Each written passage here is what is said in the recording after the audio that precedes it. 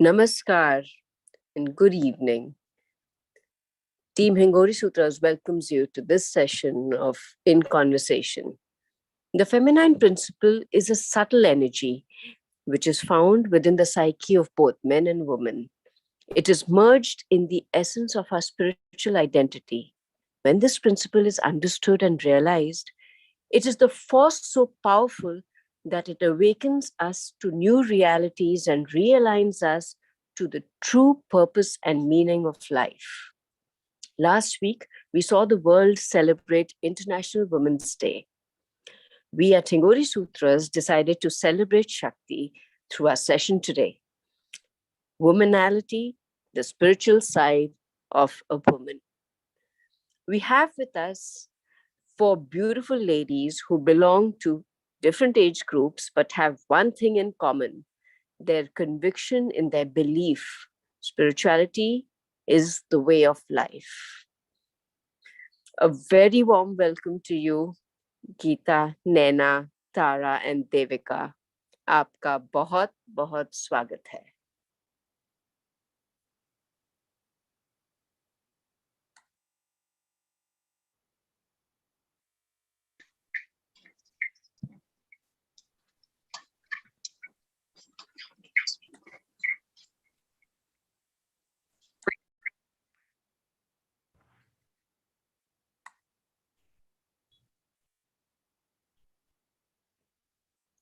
I think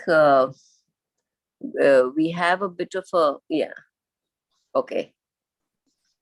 Hello, Naina, Geeta, Tara, and Devika. Thank you for being on this session today. Good evening, Anjali. Good evening, everyone. Hi. Hi, it's nice to be here. Hello, Anjali. Yeah. If we may start, Naina, if I can start with you today. Yeah. Let's start with the cliche that women are emotional. It is our biological makeup, and we have those days of the month which wreak havoc, and emotions is said to create an obstacle in spiritual pursuits and spiritual life. Yeah. Naina, what do you have to say about this? That's a very interesting question, Anjali. And I would say that women definitely tend to express emotions more openly and freely. Women seem to be more emotional, but if you don't like the current mood, just wait a little bit and it will change. But jokes aside, emotions are a great hindrance on the spiritual path. 2 + 2 = 4 is a simple mathematical equation. Now, if you start attaching some feeling and emotion to that number 4, it completely changes. Is 4th the birthday of someone special? It will evoke a sense of joy and celebration. If it is the death anniversary of someone you loved, it takes on a completely different tone. The number 4 has remained the same, yet the emotional connect with it has completely changed the experience. And similarly, whatever the situation you're facing in life, add emotion to the mix and you have started that seesaw of happiness, sorrow, anger, dejection, depression, excitement, fear. The situation doesn't change at all. Now, would you like to live a life that takes you on a roller coaster of ups and downs, creating havoc, or would you rather reach that state of equanimity, that center of seesaw, that place of contentment? What would you choose, Anjali? What do you think? Definitely the place of contentment, or being the fulcrum of the seesaw, like you said. When I first met my spiritual mentor, I asked him this question that I thought the way to live life was to experience all emotions 100%. Give all into that experience that you're going through. And his simple answer was, it's the worst possible way to live life. Emotions come with I, me, mine as the focus. Like, I felt this wrong was done to me and I did this amazing thing, so I'm feeling so proud. And that is contradictory to the path of spirituality, because spirituality negates the ego. It helps you focus. It helps you remove that focus on the limited I by expanding your consciousness with the divinity within yourself and all the others around you. Emotions are like a big baggage, and they come with reactions and triggers that are these are the deep rooted samskaras and tendencies of this and previous lifetimes. Inductions will induce actions which increases the balance sheet of karmas in a causal body. And cleansing of this causal body and reducing the data on it is one of the critical missions of our spiritual life. So emotions, sorry? Yeah, so Naina, you said that emotions need to be sort of waned out from our system. Yeah, But sorry, no, continue. but I'm going to put this question, I'm going to take this forward to Tara. Tara, a woman's role is defined as a primary caregiver. As a result of being a mother, raising young kids, and you're raising two kids, and how can you not be emotional? Hmm? Right? I mean, how can you be detached from your kids? Won't that sort of come in the way of your kids being brought up? And if you have to practice detachment, how would you do that? Thanks, Anjali. Good evening, everyone. My sense on this is that, a woman is like an elastic band being stretched in 100 different directions in one go. Whether it's nurturing and securing your marriage, whether it's looking after your kids' needs, servicing your in laws, you probably have a career parallelly and a house that needs to be maintained.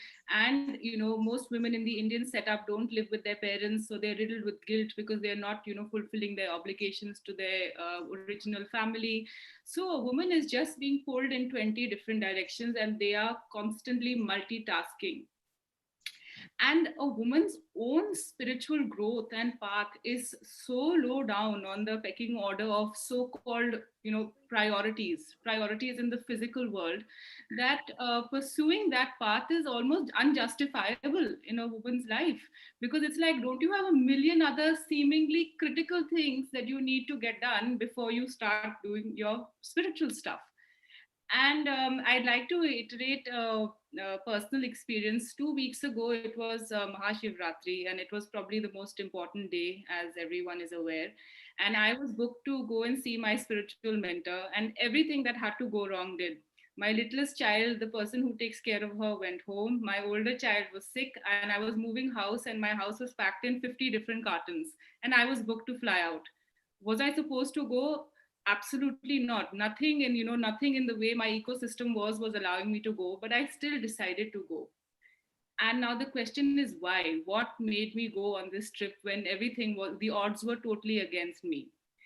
It was because there's the ignorance that we're all plagued with, that we think that this world, these relationships, our children, our wives, our mothers, our husbands, we think that these relationships are going to go on till eternity, and servicing them, nurturing them, doing whatever, our fulfilling our duties in the physical world is it.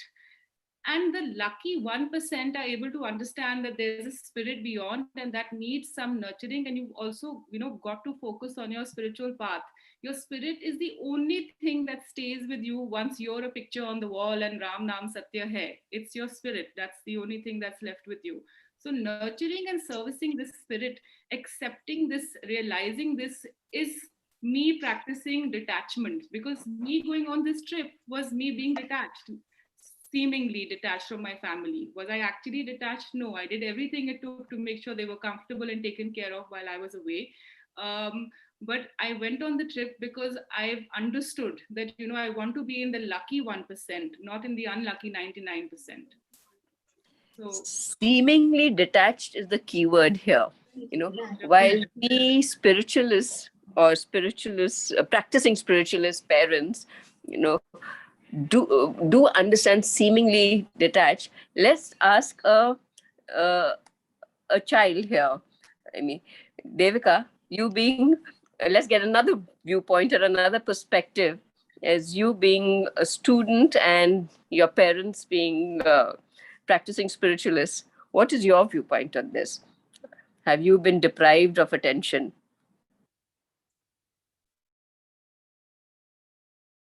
Right. So I'm on the other side of the equation of the mother and child and practicing detachment. I think the word detachment is quite misunderstood, tainting its reputation. It's often confused with indifference, which is actually very different and on the other extreme of the spectrum.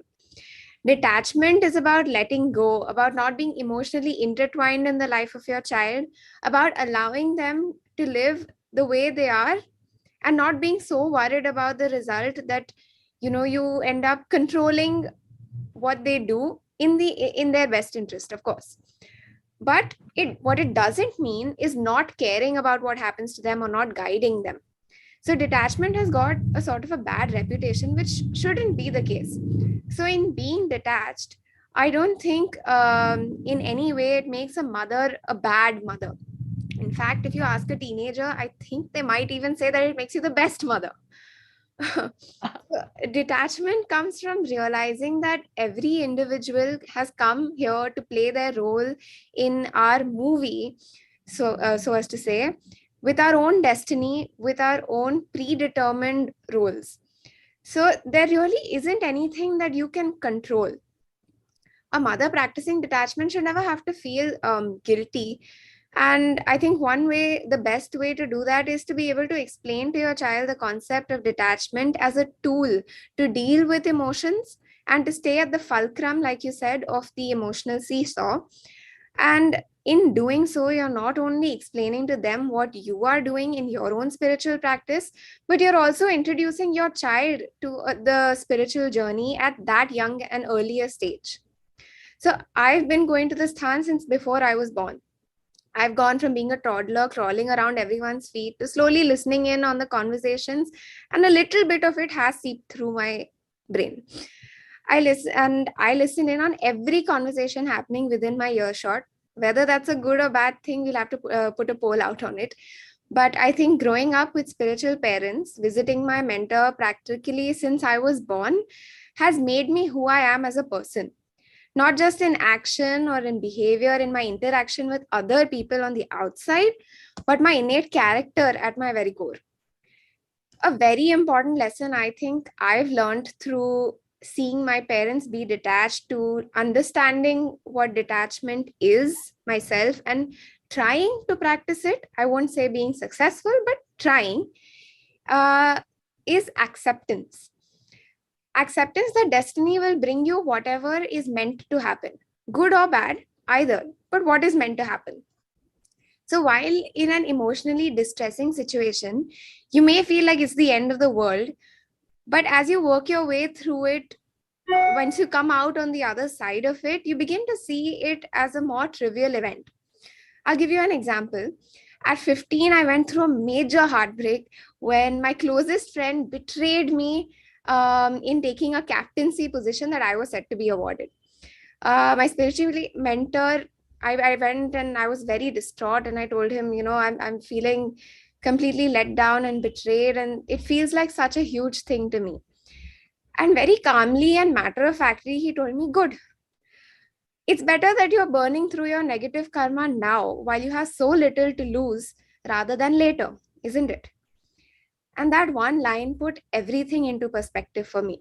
I still remind myself of it every time I find myself upset over something, because it's better that I'm burning through it now, because that means I have that much lesser negative karma to deal with later. And that's really something, I mean, it helps you put everything into perspective. It helps you to deal with emotions. My, okay, that's a huge lesson, Devika, to learn. So I think, Geeta, we let's take this forward. Yes, so how can you bring in that required balance that Devika was talking about while trying to fulfill social obligations? Are there a different set of distractions that derail women in their spiritual journey? Hi, Anjali. So I think women face a lot more challenges and distractions because of social requirements. Society requires, for instance, attendance for particular functions, and these functions need dress codes. You can't attend a funeral in wedding attire or vice versa. Geeta, can we have you a little forward, please? The voice is a little cracking. Yeah. Should I start again? No, from here. Just carry on. Okay. Yeah, you're much better. Yeah. It's a big spiritual deterrent, but it's unavoidable since you have to attend all these social functions. But is it possible to shop unemotionally? Can you consciously shop, realizing that you are just shopping for a costume for that part and not buying an item for your cupboard that you're emotionally getting attached to? Social events also tend to turn into big gossip sessions, and gossip is a very big spiritual drain. Qualities are magnetic, and you attract that what you speak about. So, is it possible to be a silent listener and have empathy towards the victim who's being talked about? Use that time instead to be an observer. You could just use it to do your mantra. If you realize your race is only with yourself, you will stop competing and comparing with others. Accept the role of destiny in your life and just flow along your destined path. Stop expecting and instead turn into a giver. Help wherever and however you can. Turn inwards to befriend yourself. Your soul is your true self. Wow. Yeah. There's a lot here to learn and follow, Gita. I mean, you speaking about gossip and how you get attracted to various fashions and labels and objects. Devika, what would your perspective be as a young college student about social obligations or peer pressures? So I'm a 22-year-old college student. That immediately paints the picture of a party-going, happy-go-lucky youngster, alcohol, dancing, all the masti in the world, right? Now imagine in this setting being disallowed to drink because that is an absolute spiritual no-no. Bummer? Well, not really. I know that drinking alcohol means I have to give up the mantra I've been given, or doing the mantra means I have to give up alcohol. So I made a very simple choice. I'm more than comfortable with holding simply a glass of Coke in my hand, watching all my other friends falling over all over the place with their drinks. I don't judge them at all. That's their choice. Nor do I feel out of the place or left out. Spirituality is a way of life. It's a way of thinking. It's not a mutually exclusive activity that I have to perform outside of my everyday. So my social life is not different from my spiritual one. In fact, my faith, my beliefs, my learning shape my social life, my professional life, my personal life, every aspect of it. When you said professional life, I mean, just hold on to that thought. Before I speak to you about professional life, I want to speak to Nena. Nena, a successful professional woman and a single woman can definitely not have time to be spiritual, is what most people would believe, right? It is believed that you have to earn your living and you can't invest a lot of time in spiritual pursuits. What are your thoughts on that? Anjali, from personal experience, I would say I have found the opposite to be true. Can you take out 48 hours out of a 24-hour day? What do you think? I don't think it's possible, Nena. If it is, we have a huge audience of almost 400 people who would like to know how.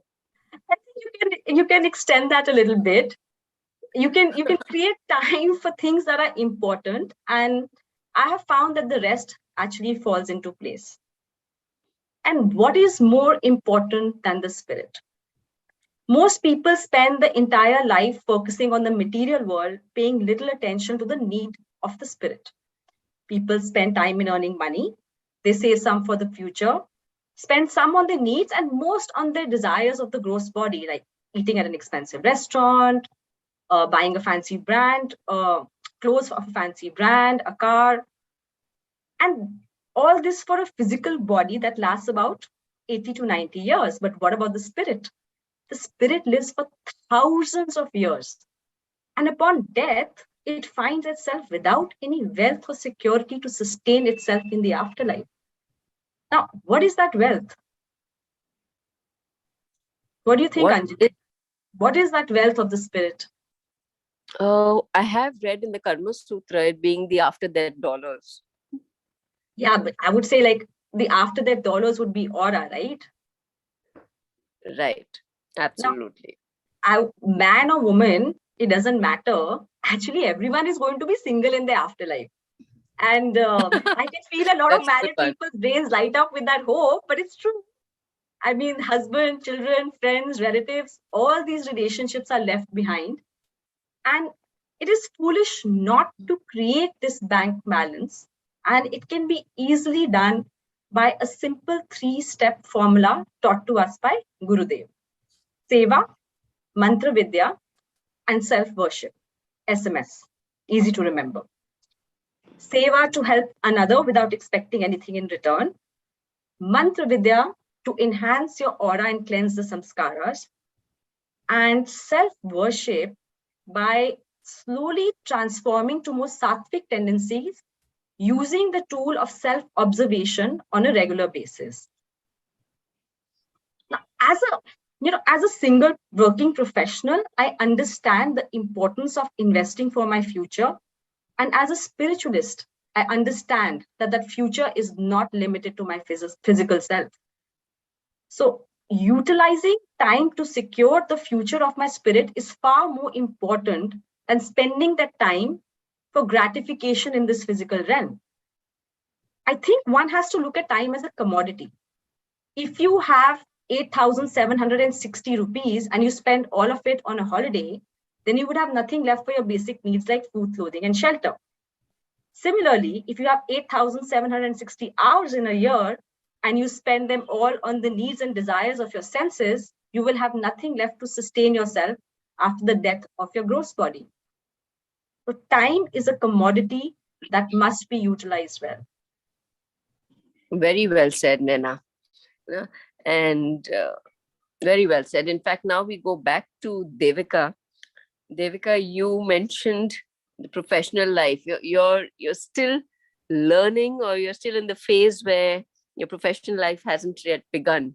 But obviously, it also puts you in the phase where your ambitions are at its peak. So, how would you see that? How would you balance your ambition for your professional life versus your spiritual life that you've been taught to follow? Right. So as I already said, I'm a student. Now let me add the second layer. I'm a medical student doing MBBS in India. So for me, ambition is like oxygen. It's crucial to my survival. I need to be getting excellent grades, conducting research, participating in debates, clinical discussions. And as if that's not enough, I need to be participating in dance and singing events if I just want to be noticed in the sea of students.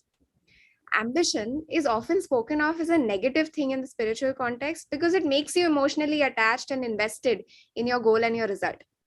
But does it have to be all that bad? If you realize that ambition is just one of the outfits, one of the roles that your character has to play, and you work your way while you work your way through your physical world, and you realize that your job is only a means to your survival, not your survival in its entirety, isn't that completely detaching yourself from that emotional stronghold that ambition has on you? And in fact, that's something that my mother always says to me. Remember that your job is only a means to your survival, not your survival in its entirety. So you play along, play the role of an ambitious person, but remember how always that there is so much more to you and your character than just that. People often wait till they're absorbed of all their worldly responsibilities, retirement from their career, retirement from parenthood.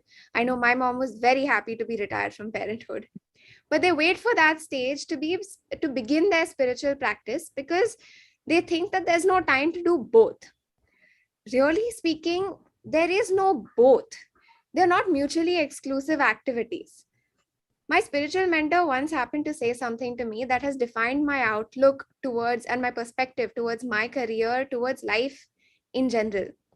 So he said, a good doctor isn't one who is very skilled or knowledgeable or polite to his patients. A good doctor is one who receives patients destined to be cured and do well. That really humbled me, because now my success, my failure is not mine to take responsibility or credit for. So where does ambition have a role to play in my career, in building me, in my life, in anything at all? And this fact applies to every career for that matter. So if you look at, and we were talking about social life earlier and being popular and all of that. So if you look at actors, their job is to play a role on the screen, which then gets broadcasted all over the world. That gives them fame. Fame is just a byproduct of their job.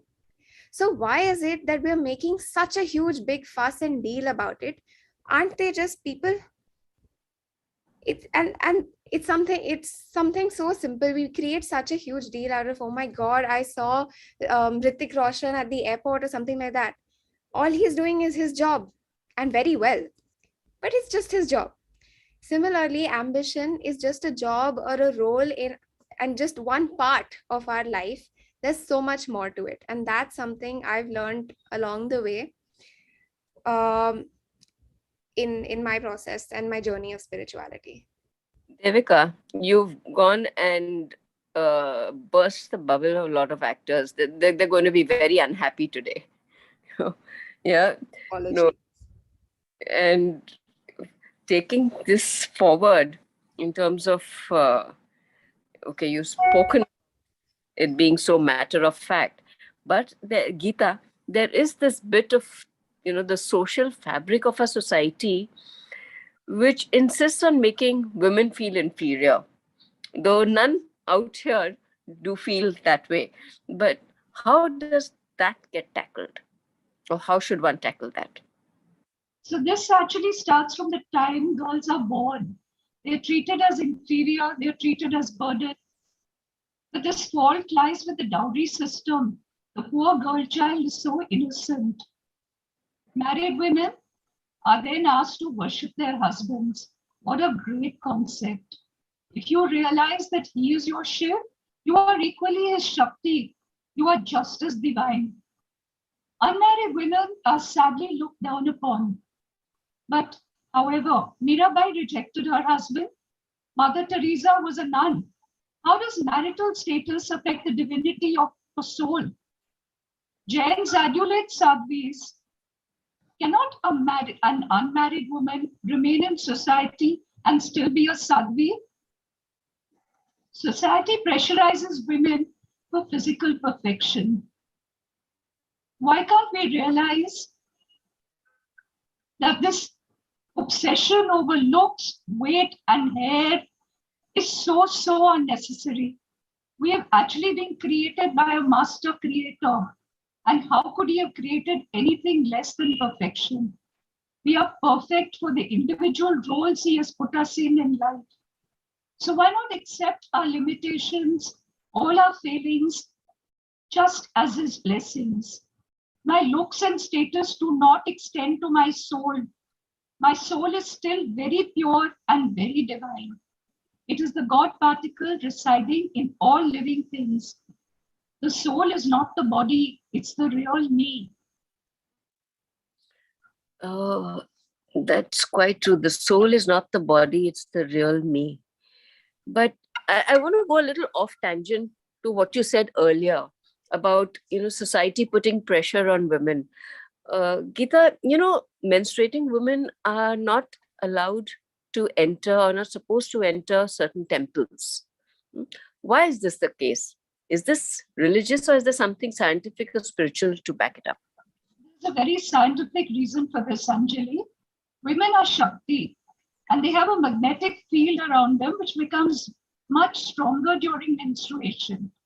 So they can attract energies faster during this period. Temples are abodes of positive and negative energies. So this restriction is actually imposed to protect them during this period because they can attract those energies and harm themselves. Right. But however, it is portrayed as something dirty and something untouchable. The scientific reason is never actually explained. Right. And that's what makes it into a superstition and a belief which gets a little not so pleasant. Absolutely. Now, I would like to come back to you a little later, Geeta, about the evolution and about the self. But before that, if I may, Tara, uh, put in a question here for you. Just to get a deeper understanding of gender in the physical existence versus the spiritual existence. Why do we find ourselves comparing or competing with the male spiritual journey? So Anjali, competition is a concept for the ignorant and the small-minded. And I often hear this, that there is competition, between men and women, but I think there's more competition between women and women. I think women end up checking each other out more than they check out other men. So, but coming back to the gender focus, again, competition is because you're ignorant, because you think that it begins and ends with your physical existence. Is my house bigger than my neighbor's house? Is my car bigger than my neighbor's car? My children smarter than my neighbor's children? I mean, and this goes on and on and on. And if you go on, and it's a very vain existence, and a very ignorant existence, to just live in this sense of constant competition, and you are bound to fail, because you come with a certain destiny and you have no control over these things. So at some point you're going to lose this competition. When realization comes, and as has been discussed in this talk multiple times, that when the realization comes that we are all part of the same god particle, there's no concept of competition, man or woman. And that's the essence of this whole conversation. I mean, if there's no competition, then who are you competing against? You are the examiner, you are the examinee.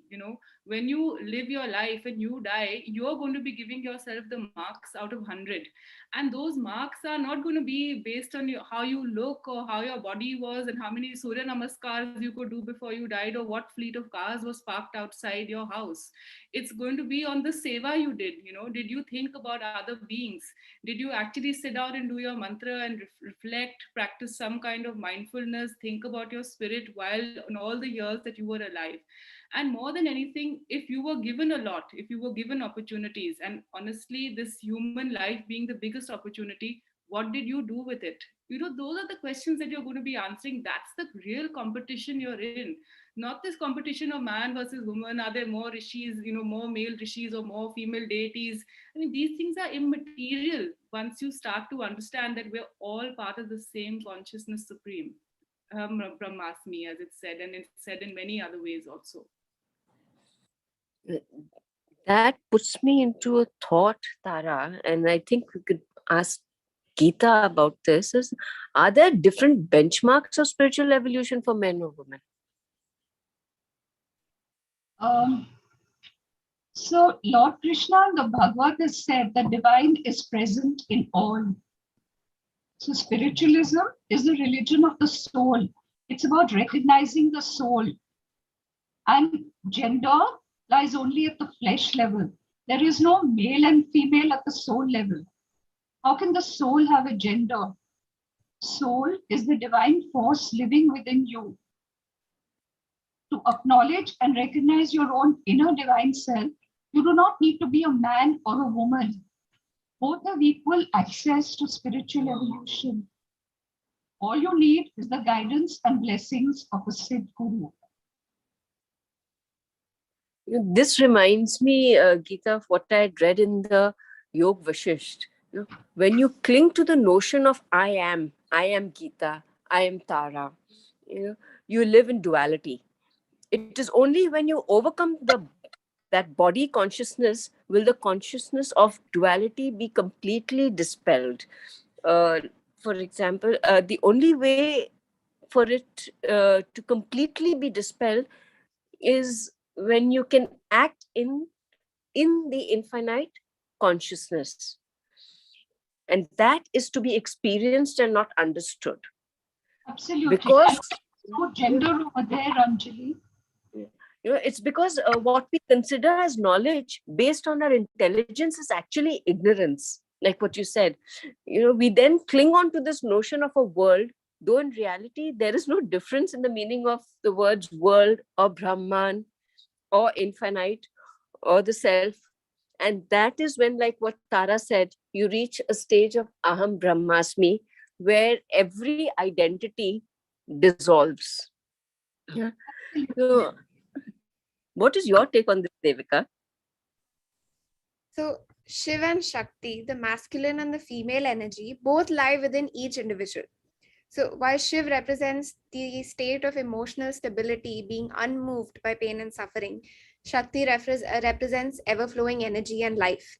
So when each individual holds both these energies, then why is it that in practice, one gender seems to be limiting its growth in this sphere? Spirituality is the journey of a person, not male, not female, not old, not young. It is the evolution of the self, whoever that self might be. So the mind exists in the psychological, the physical, and an infinite space of consciousness. I read this in the Yoga Vashisht. The constraints we have imposed on ourselves, and I repeat, we have imposed on ourselves, are only at the psychological and the physical level. So it is for us to look beyond that and recognize the infinite space where we are all one with the supreme consciousness and one with each other. No difference between us. So why wait? Why do we constrain ourselves because we are a certain gender, or wait for a particular age to begin our spiritual journey and our evolution? Why not begin now? And you can begin with the simplest of acts. Speaking from the point of view of a student, most people consider acts of charity, great acts of charity, when they think of acts of charity when you talk about doing good. But why can't it be at a much smaller scale? Like, if I'm a student, I could think about educating younger, less privileged children, or even helping my own classmates pass an exam, or getting someone through an emotional state, or just feeding a dog with my leftover dabba. I hope my mom isn't listening to that. But something as simple as that is all it takes to begin. So why wait for much later in life when you can make time, when this is something you can just integrate into your current, into your now? Yeah. Wise words, Devika. I pity your mom. But and from this, as I understand, as is your understanding, so is your mind. Yet its direction can be changed by effort, is what Devika just said. So now, may I ask each one of you to share or recommend one practice that helped you along your spiritual journey? To start with, let's start with Geeta. Anjali, I would say it's the guidance of a Sikh guru. When your guru says, "You are a part of me," where does gender come in? Right, right. Quite, that's quite deep and that's quite true. Uh, Nena, what would you have to say? What would you recommend as a practice? Actually, I'm going to take the lead from what Tara, Geeta, and Devika mentioned earlier, which says that the spiritual journey begins with I am, leading to I am that. That being the supreme consciousness that exists within all of us. And this journey is one of negation. I am not the mind, nor intellect, nor ego. I'm not the mother, nor sister, nor daughter, nor wife. At some point, gender too needs to dissolve. You just are. Beautiful, Nena. That's really nice. And Devika, what do you have to say to that? I think what Nana ji said was beautiful. What I would like to say is you begin with learning observership. Observership is basically when you're in a situation where you find yourself emotionally distraught or uncomfortable, you step back from it and view the situation, your emotions, your thoughts, everything as an outside third person. That first of all allows you to step back from being in the center of the storm and the emotion. It allows you to respond to the situation rather than react to it, which you would regret later. And it helps with acceptance of the situation, because you can see yourself going through those emotions. You accept that it's okay. I'm feeling upset, I'm feeling sad, I'm feeling mad and angry. That's all right. I'll go through those stages, and then I'll eventually become all right with it and realize that this was supposed to happen. It has happened, and I will get through it, which is all right. Another thing is that often in these situations, when you're completely distraught with emotion, you find yourself detached, disconnected, maybe even disinterested in spirituality. Some people find themselves far more connected, but some people do find themselves detached, and it's very common to feel ashamed or guilty, or that you're doing something wrong in a situation like this. I would say don't reprimand yourself for feeling the way you are, for feeling disconnected. It's all right. Just remind yourself of the faith that you have, that your belief, your faith, your spirituality is what has made you who you are today, is brought you this far in your journey.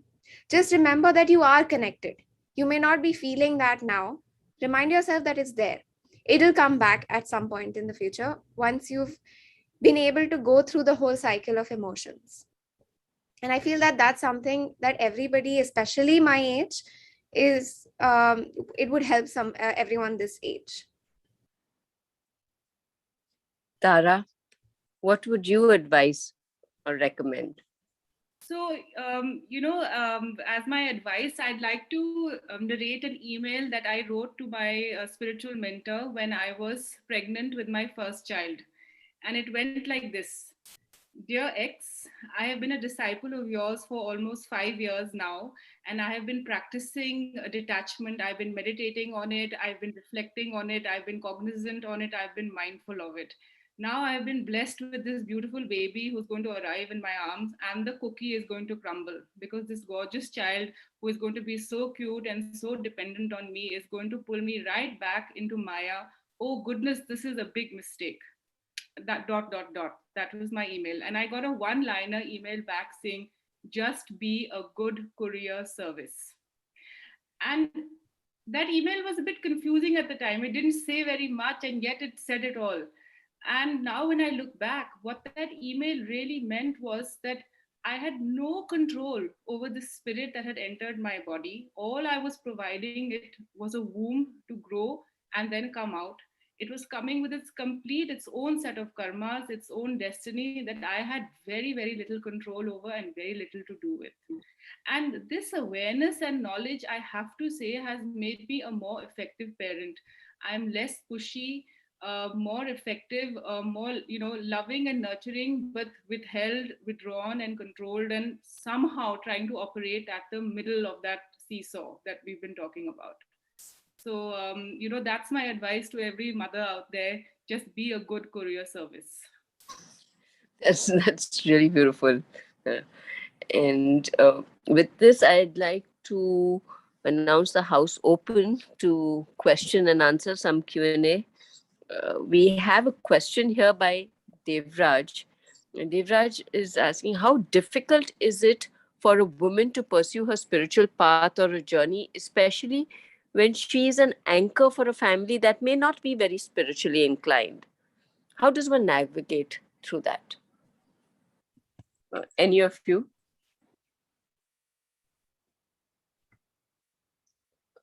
Nana, would you like to take a... Could you just repeat that question one more time, Anjali? Sorry, the voice blipped. Sorry. Yeah, I just have a bad throat. Yeah. How difficult is it for a woman to pursue her spiritual path or journey, especially when she is an anchor for a family that may not be very spiritually inclined? How does one navigate through that? So, Anjali, I would like to say that it's a simple fact of role play. The role that needs to be played must be played because that is the duty you owe to the family. But the responsibility that you have towards your spirit is far greater. There's a beautiful podcast on gurudevonline.com called playing emotions unemotionally. It is amazing how Gurudev handled so many relationships, family. He had a 9 to 5 job. He didn't have luxury of having too much time at his hands, and yet he devoted his time equally in a way which satisfied his work, his family, and had a vast impact on the spiritual trajectory of people. Right. Thank you. Thank you, Naina. There's another question here by Preeti Mehta. Sometimes detachment leads to indifference. Is this normal? Geeta, would you like to take that on? Detachment is not indifference. As a matter of fact, when you're detached and unemotional and survey is seeing, you can be more rational about it. You can play act emotions if you need to for that occasion. But I think your thinking becomes a little clearer and it is easier to evaluate the situation and give a justified answer if you're unemotional. So, no, it does not lead to indifference at all. You're just detached and unemotional. You're not indifferent. Right. May Yeah, I thank add you. to that? Yeah, please. So, what I felt in my practice of detachment, in my attempt of practicing detachment, is that sometimes in trying to be detached, when you're actively making yourself detached as a conscious action, you tend to cross over to the other side and do become indifferent. So I do understand that. But what I feel is what helps you in that is, like I said, taking a step back and viewing yourself as a third person. That's not only in certain situations, doing that as a daily practice, as a way of um, self reflection. It helps you realize that you are, once you're aware that you are being indifferent, which does happen, you've already taken a step back, you've seen that, and you can correct yourself. It's a dynamic ongoing process where it's like driving, where you accelerate a little too much, you get that feedback, and you can take your step off, you can take your foot off the gas, right? So it is something that you must be aware of, and you can correct, but it's not something to feel guilty about or create a big deal about. Tara, what do you have to say about that?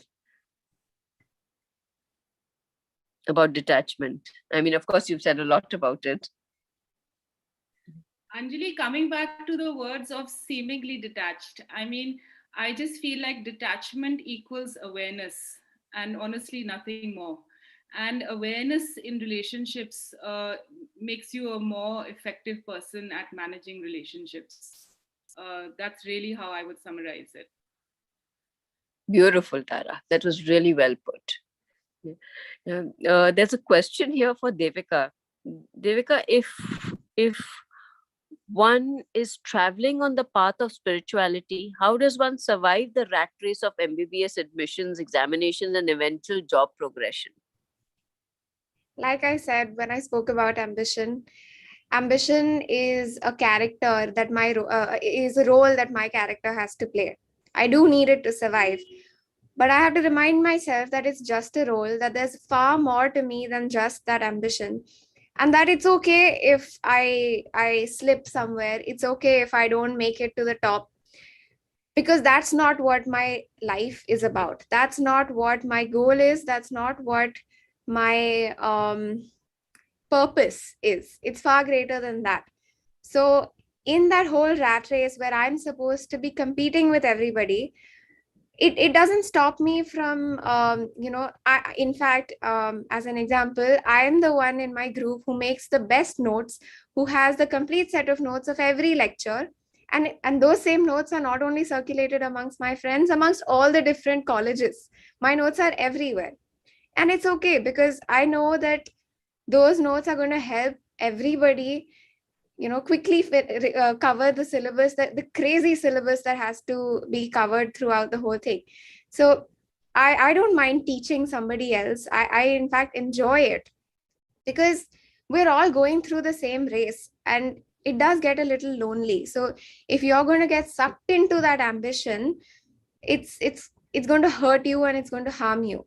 So it's important to remember that that's just a role, and there's far more than that.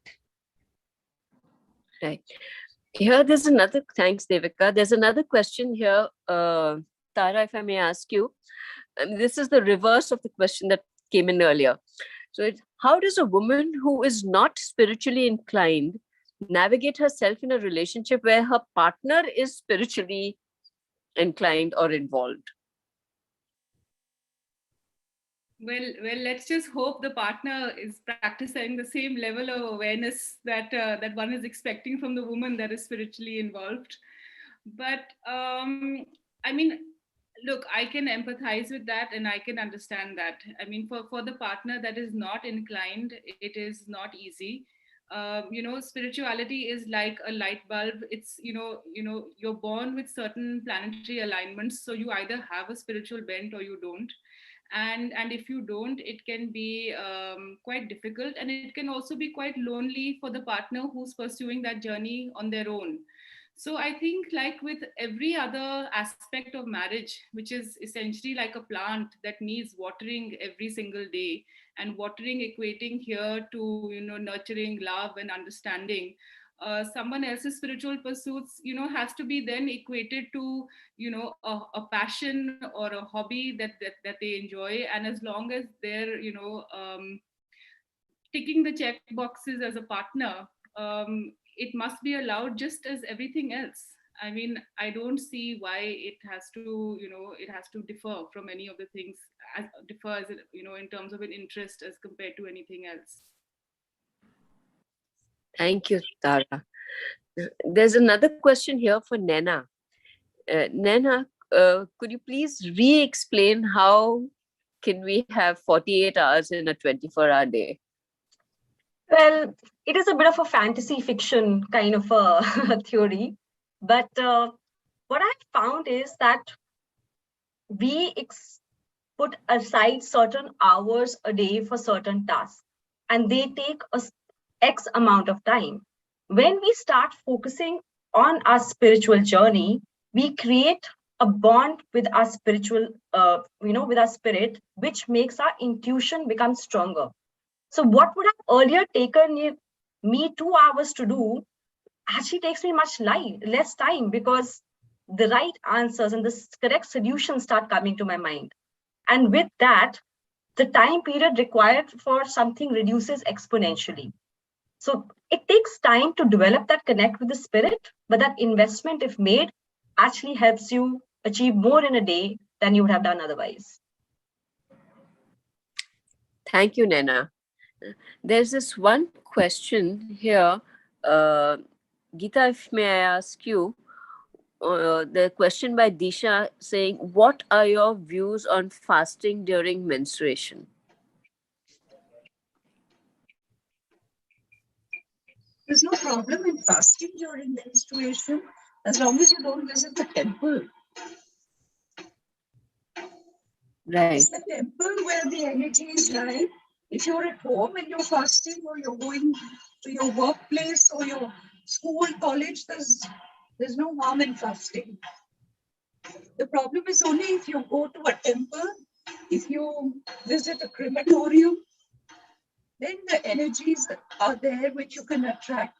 And these are negative and positive energies. So you don't know which energy will attract to you and cause you harm. So it's best to stay away from places of worship and crematoriums. Just stay away from energized places and places of worship. If you're at home or you're studying or you're working, there's no harm. You can fast. Right. Thank you, Geeta. Thank you. And we have another question here for Tara. Tara, being spiritual, and obviously you have a social life, so your friends and society might just think that you're, in the words of Sumant, a weirdo. how should one handle this difficult situation?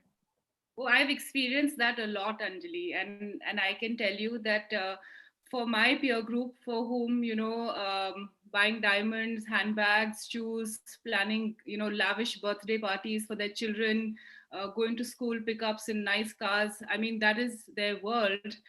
I have been taken aside by people at parties and get-togethers. Well-wishers, very dear friends, their parents who have said, "Tara, तू गलत रास्ते पे चली गई है.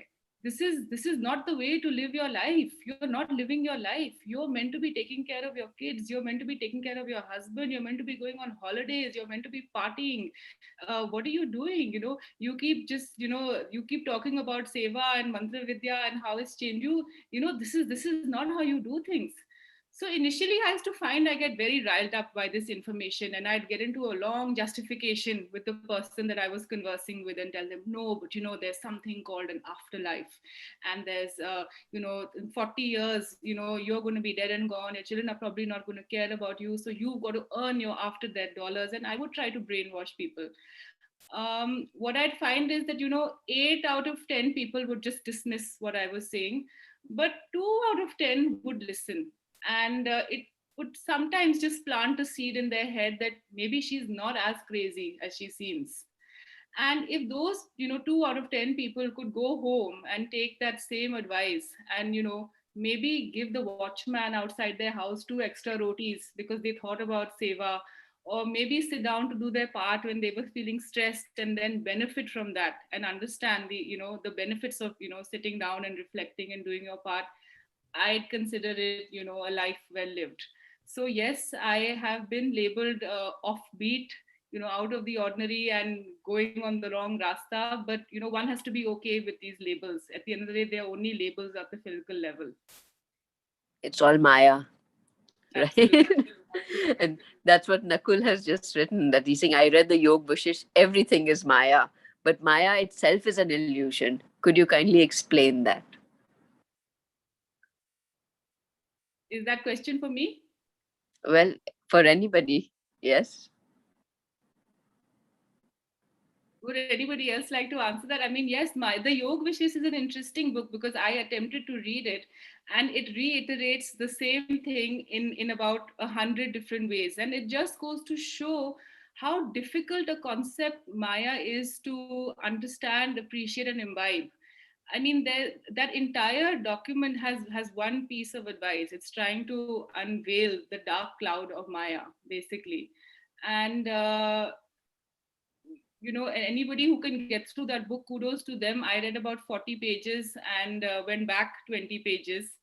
So if anybody else would like to shed some more light on the concept, I'd be happy to hear it. Well, Maya is, yes, known as the illusion or the delusion of the mind. And like rightly said by Tara, it Yog Vishesh puts a huge amount of emphasis on the mind. So what I understood from it is that you know we consider the reality, our body, our physical existence, to be a reality. But where is that reality seated? It's seated in your intelligence or your mind, where every thought is considered to be to be the only reality. But from what I understand is, where if it's like when you are in a dream state, or when you're sleeping and when you're in a dream state. I mean, to explain it very simply, I mean, this is the only analogy I can really think of at this moment. But in a dream state, you, when you see your dream, and you see, say your wife or your child, and you in this beautiful place, up in the mountains, and there's snow falling there, and you laughing and having a lot of fun, and you wake up. And when you wake up, you see your wife sleeping right next to you, your children in the other room. But for that moment, those few seconds or those few minutes, or for whatever long period of time that you've been dreaming, you found that to be a reality. You found that to be real. And then what happens once you've been woken up from that dream, you realize that that's not real. What is real is the lady sleeping next to you and the children in the other room, right? So similarly, Maya is that veil which is put across our minds, where you believe this existence, this physical existence, to be reality, you know. And it is only through a guru, through, like what Naina said, practicing or the SMS, Seva Mantra Vidya, yeah, yeah, and observing, self-observing, can you slowly unveil those layers one by one till you see the actual reality. The actual reality of being one with the consciousness cannot be studied. You can keep reading, like we say, the Yoga Vushish 100 times, but till you don't practice being in part, or till you don't practice quietening those thoughts in the mind, which is actually the Maya, you're never going to experience that. And apparently that experience is it's a silence. There is absolute nothingness. And when that nothingness comes in is when you open to see what really reality is. So yes, Maya would continue to be our best friend, mm, till we lays on practicing. I mean, this is how I could explain it as simply as it. And from here we go on to Devraj. Devraj had a question on how does one deal with the phases of stagnation in a spiritual journey? Anjali, I think that there are no phases of stagnation in a spiritual journey. They just are. It's part of your destiny, it's part of your journey. It can never be a steep climb up. There has to be parts when you walk at a level pace, and then there's a climb, and then there's a level pace. It's just going on the way it's meant to go. And the only thought at that time should be the surrender to your guru, because he knows how he's directing you. Very true. Very true. And the last question of the Sorry, evening. I'd like to add Sorry, one yes, more thing there, that please you do. know, with stagnation comes boredom. And boredom, we usually equate it to be a negative phenomena, like, I'm bored, I've got really nothing going on in my life, I'm not excited about anything, I'm not even depressed about anything, I'm just, stagnating and bored. But in boredom, there is growth, in boredom, there's time for self reflection. Like they say that when people who go to therapists, the best therapy happens when you're not actually dealing with the problem. That's when the reflection happens. And in the same way, in stagnation, there is growth because there is reflection, and there's actually time to reflect on things beyond the here and the now and the rigmarole of everyday life. So stagnation is not a bad thing. Very true. The cord is still connected. You may not feel it, you may not see it, but the cord is still connected to where it's supposed to be. Totally. Yeah. And the last question of the evening is by Lokendra, who asks, what is the importance of being moral in spiritual journey? Kindly explain.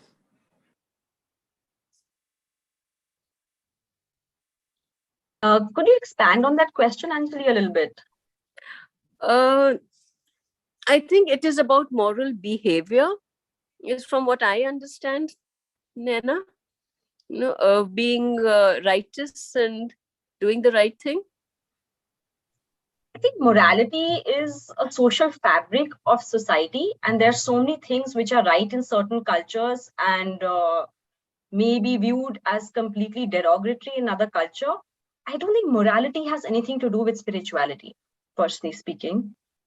It is to do with what is the path of spirituality, has simply to do with the path of the spirit, which needs to be followed in a way which is not necessarily righteous, but is correct. So if morality is being compared to being righteousness, I don't think there's any part of righteousness in that. No, I'd like to add to that. I completely agree with what Nana ji says. But what is moral and what is not? Eventually, it boils down to what you believe to be moral or not. So, what you are labeling as right or wrong is going to give you a sense of pride or happiness or guilt, which then boils down to the concept of the karma balance sheet. So, you want to accumulate as many positive karmas as possible. So, you want to do the morally correct thing. But at the end of the day, what you need to learn is non-doership, right? We want to bring out our karma balance sheet all the way down to zero, neither good nor bad, where you aren't the doer, no matter what your karma is.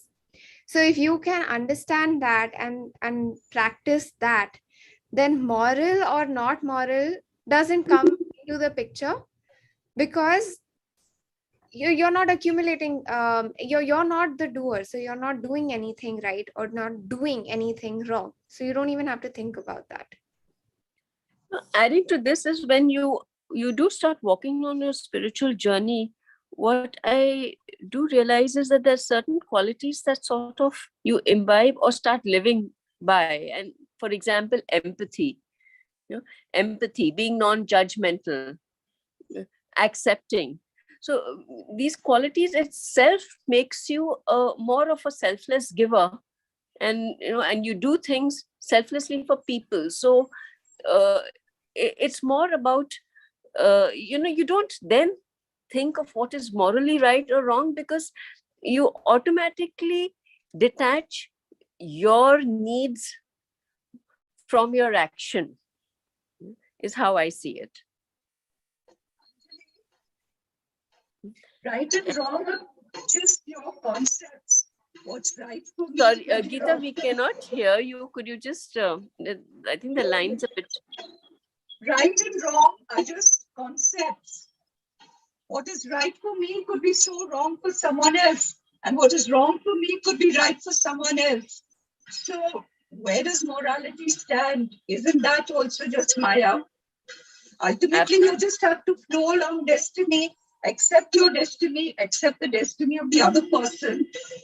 Obviously, you will always try to do the right thing. You're not going to consciously do the wrong thing.